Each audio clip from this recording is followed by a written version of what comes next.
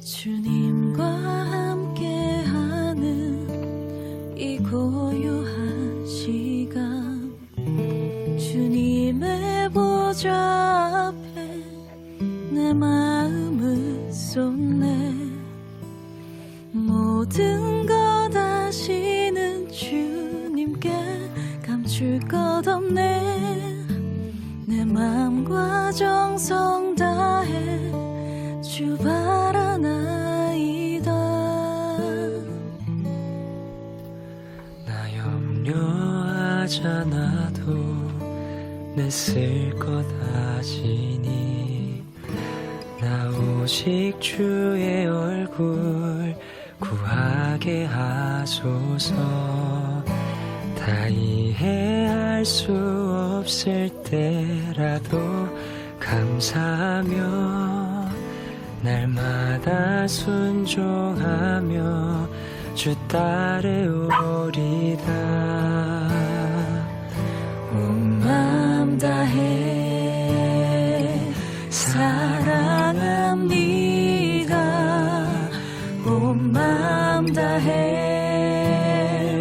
주 알기 원하네. 내 모든 삶 당신 것이니 주만 섬기리 온 마음 다해. 요한복음 3장 22절에서 36절까지입니다. 그 후에 예수께서 제자들과 유대 땅으로 가서 거기 함께 유하시며 세례를 베푸시더라. 요한도 살렘 가까운 에논에서 세례를 베푸니 거기 물이 많으니라. 그러므로 사람들이 와서 세례를 받더라.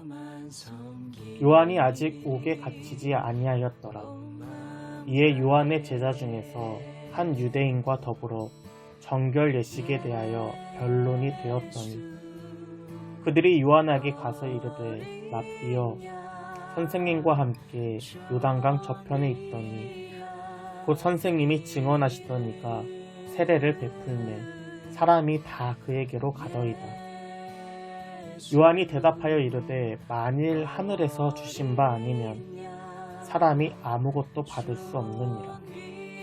내가 말한 바 나는 그리스도가 아니요 그의 앞에 보내심을 받은 자라고 한 것을 증언할 자는 너희니라. 신부를 취하는 자는 신랑이나 서서 신랑의 음성을 듣는 친구가 크게 기뻐하나니 나는 이러한 기쁨으로 충만하였도다. 그는 흥하여야 하겠고 나는 쇠하여야 하리라 하니라. 위로부터 오시는 이는 만물 위에 계시고 땅에서 난 이는 땅에 속하여 땅에 속한 것을 말하느니라.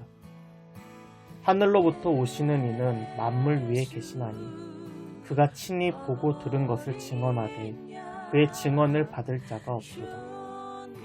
그의 증언을 받는 자는 하나님이 참되시다는 것을 인쳤느니라. 하나님이 보내신 이는 하나님의 말씀을 하나니 이는 하나님이 성령을 한량없이 주심이니라. 아버지께서 아들을 사랑하사 만물을 다 그의 손에 주셨으니 아들을 믿는 자에게는 영생이 있고 아들에게 순종하지 아니하는 자는 영생을 보지 못하고 도리어 하나님의 진노가 그 위에 머물러 있느니라. 아멘. 쓰러진 나를 세우고 나의 빈잔을 채우네. 주 나의 모든 것.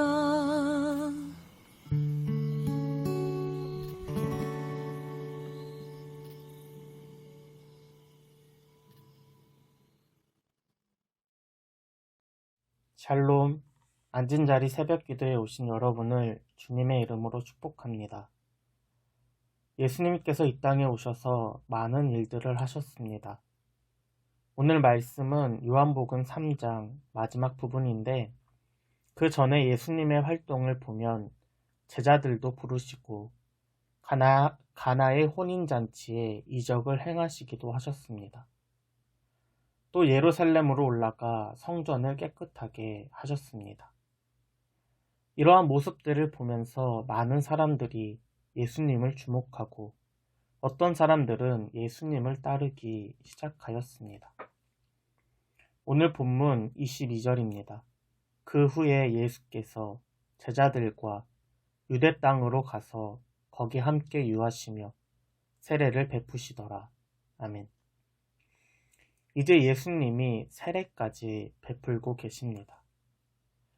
사실 4장에 보면 이 세례는 예수님이 아니라 제자들이 베푼 것이라고 설명하고 있지만 어쨌든 예수님의 사역은 점점 확장해 가고 있습니다. 그런데 확장하는 예수님의 사역에 서로 중복되고 서로 충돌되는 사람이 있습니다. 누구일까요? 바리새인들일까요? 서기관일까요? 아니면 유대 지도자들일까요? 오늘 말씀 23절 말씀을 한번 읽어보겠습니다. 요한도 살렘 가까운 에논에서 세례를 베푸니 거기 물이 많음이라. 그러므로 사람들이 와서 세례를 받더라. 아멘. 예수님의 사역과 서로 중복되는 사람은 바로 세례 요한입니다. 세례 요한이라고 하면 당시 사람들에게 존경과 인정을 받던 사람입니다. 유다 민족의 수많은 분파 중에서 에세네파에 속한 사람입니다. 에세네파 사람들은 하나님과의 순수한 신앙을 위해 도시에서 벗어나 아무것도 없는 광야나 동굴에 머물면서 말씀을 철저하게 지키려고 노력했던 사람들입니다. 이렇게 말씀을 지키고 신앙을 지키는 데 있어서는 바리새인들보다 더 엄격하게 지켰습니다. 이런 세례 요한이 유대 지역으로 나와 이제 복음을 전합니다. 바리새인들을 향해서도 독사의 자식들아 외치며 거침없이 복음을 선포하였습니다. 자연스럽게 요한을 따르던 사람들이 많아지고 요한에게 세례를 받기 위해 많은 사람들이 찾아왔습니다. 그런데 이제 예수님의 사역이 확장되면서 세례 요한의 사역과 서로 중복되고 서로 부딪히는 일이 발생하고 있습니다. 이러한 상황들 속에서 세례 요한의 제자들이 세례 요한을 찾아옵니다. 오늘 말씀 26절입니다. 그들이 요한에게 가서 이르되 랍비여 선생님과 함께 요단강 저편에 있던 곧 선생님이 증언하시던 이가 세례를 베풀매 사람이 다 그에게로 가더이다. 아멘. 예수님의 사역이 확장되는 것을 보면서 세례 요한의 제자들은 위기감을 느낍니다. 이러다가 사람들 다 빼앗기는 거 아니야? 이러다가 저 사람이 스승님보다 앞서가는 거 아니야? 라는 생각이 드는 것입니다. 한편으로 세례 요한의 제자들은 억울한 부분도 있습니다. 자기들은 정말 세례에 관련해서 유대인들과 서로 토론하고 논쟁하고 있는데 점점 자신들의 무리는 줄어가고 있는데 예수님의 사역은 평탄하고 점점 확장되는 것입니다. 여기서 우리는 세례 요한의 제자들을 보면서 우리의 마음 또한 점검해 봐야 합니다. 세례 요한은 주님의 길을 예비하기 위해 먼저 보냄받은 선지자입니다. 세례 요한도 이 사실을 잘 알고 있습니다. 그는 자기에게 맡겨진 사명을 위해 최선을 다합니다. 그런데 정작 그를 따르는 제자들은 예수님을 보고 위기감을 느낀다는 것입니다. 왜 그럴까요? 이들은 스승의 사명에는 관심이 없기 때문입니다. 세례 요한, 즉 스승님이 인기도 있고 사람들이 주목하니까 이 스승님을 이용해서 내 만족을 채우려고 했던 것입니다. 그러니까 스승은 지금 세례 요한은 예수님을 위해 자신의 사명을 위해 최선을 다하고 있는데 그를 따르는 제자들은 예수님에 대해 위기감을 든다는 것입니다. 우리가 예수님을 목적이 아닌 수단으로 생각하게 되면 어느 순간 이들과 같이 예수님을 등지고 예수님으로 인해 위기감을 느낄 때가 있을 것입니다. 마치 예수님이 이제 곧 내가 십자가에 달릴 것이다 라고 말하셨을 때에 베드로가 예수님을 꾸짖었듯이 목적이 주님이 아니라 나의 욕망으로 채우는 순간 어느 순간 우리는 예수님의 멱살을 잡고 있어도 전혀 모르고 있을 것입니다. 위기감에 빠진 제자들에게 세례 요한은 어떻게 말했을까요? 오늘 본문 30절입니다. 그는 흥하여야 하겠고 나는 쇠하여야 하리라 하니라. 아멘. 그동안 자신이 쌓아놓은 것이 아까울 만도 한데 세례 요한은 단호하게 이야기합니다. 그는 흥해야 한다. 나는 쇠하여야 한다. 나는 망해야 된다. 라는 것입니다. 세례 요한은 주님의 길을 닦는 사람으로서 철저하게 자기 부인의 길을 걸었습니다. 세례 요한이 이렇게 할 수 있었던 이유는 무엇일까요? 가장 먼저 그는 자기 자신을 알았던 사람입니다. 사람들이 세례 요한에게 질문합니다. 네가 그 약속된 메시아냐? 세례 요한이 대답하죠. 아니다. 사람들이 또 물어봅니다. 그럼 대체 너는 누구냐? 라는 질문에 세례 요한은 이렇게 대답합니다. 요한복음 1장 23절입니다. 나는 주의 길을 곧게 하라고 광야에서 외치는 소리로다. 아멘. 성경 전체에서 이 세례 요한보다 자기 자신을 잘 표현하는 사람이 있을까 하는 생각이 듭니다. 여러분은 자신을 소개할 때 뭐라고 소개하십니까? 세례 요한은 나는 광야에서 외치는 소리다 라고 이야기합니다. 조금도 교만하지도 않고 자신을 과하게 낮추지도 않고 정확하게 자신의 사명만 드러내는 소개입니다. 세례 요한은 이를 분명히 알고 있었습니다. 오늘 본문 28절과 29절입니다. 내가 말한 바 나는 그리스도가 아니요 그 앞에 보내심을 받은 자라고 한 것은 증언할 자는 너희니라. 신부를 취하는 자는 신랑이나 서서 신랑의 음성을 듣는 친구가 기뻐하나니 나는 이러한 기쁨으로 충만하였노라. 아멘.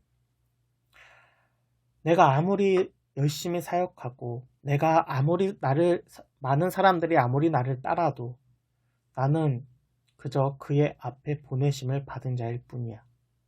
나는 그리스도가 아니야. 세례 요한의 단호한 말입니다. 나는 그저 신랑의 친구일 뿐이야. 나는 신랑, 주님의 음성만 들어도 너무 기뻐. 이것이 바로 세례 요한의 마음입니다. 마지막으로 세례 요한은 예수님이 메시아이심을 분명히 알았습니다. 31절에 보면 그는 이렇게 말합니다.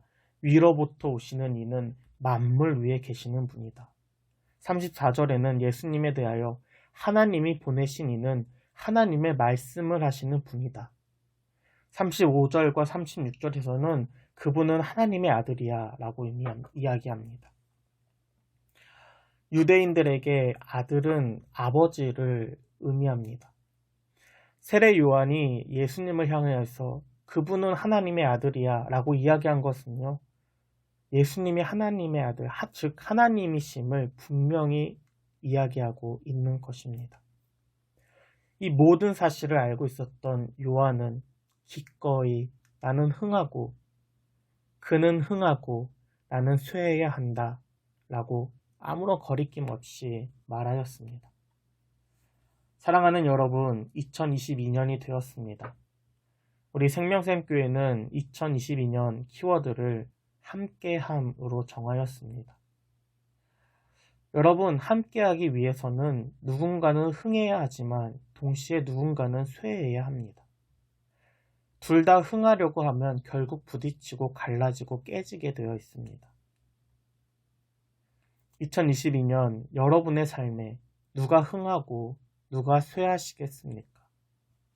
이왕이면 주님이 흥하시고 나는 쇠하는 한 해가 되길 바랍니다.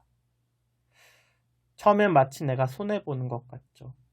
그런데 그 끝에는 기쁨과 생명과 행복이 있을 줄 믿습니다. 주님이 흥하시는 여러분의 삶에 놀라운 은혜와 기쁨과 행복이 가득하길 주님의 이름으로 축복합니다.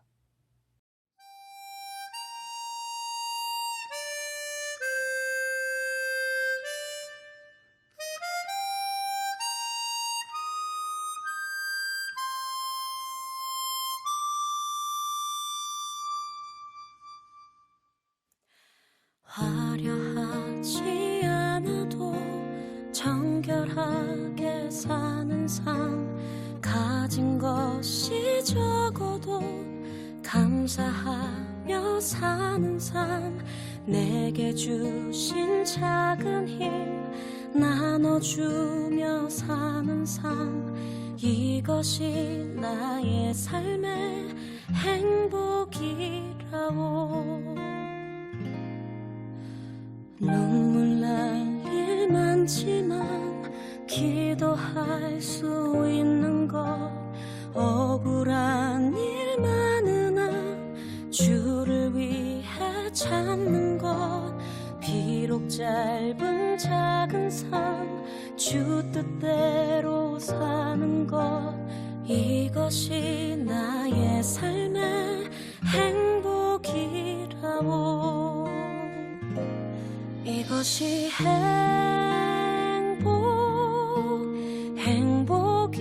행복이라고. 세상은 알 수 없는 하나님 선물, 이것이 행복이라고.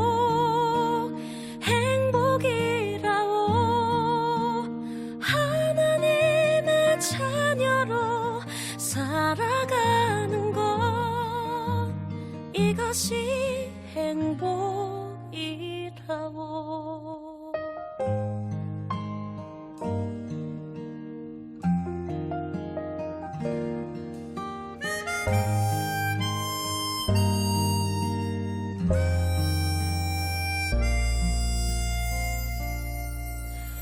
눈물 날 일 많지만 기도할 수 있는 것, 억울한 일 많으나 주를 위해 참는 것, 비록 짧은 작은 삶 주 뜻대로 사는 것, 이것이 나의 삶의 행복이라오.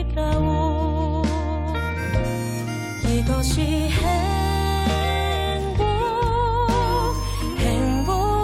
행복이라오. 세상은 알 수 없는 하나님 선물, 이것이 행복이라오. 하나님의 자녀로 살아가는 것, 이것이 행복이라오.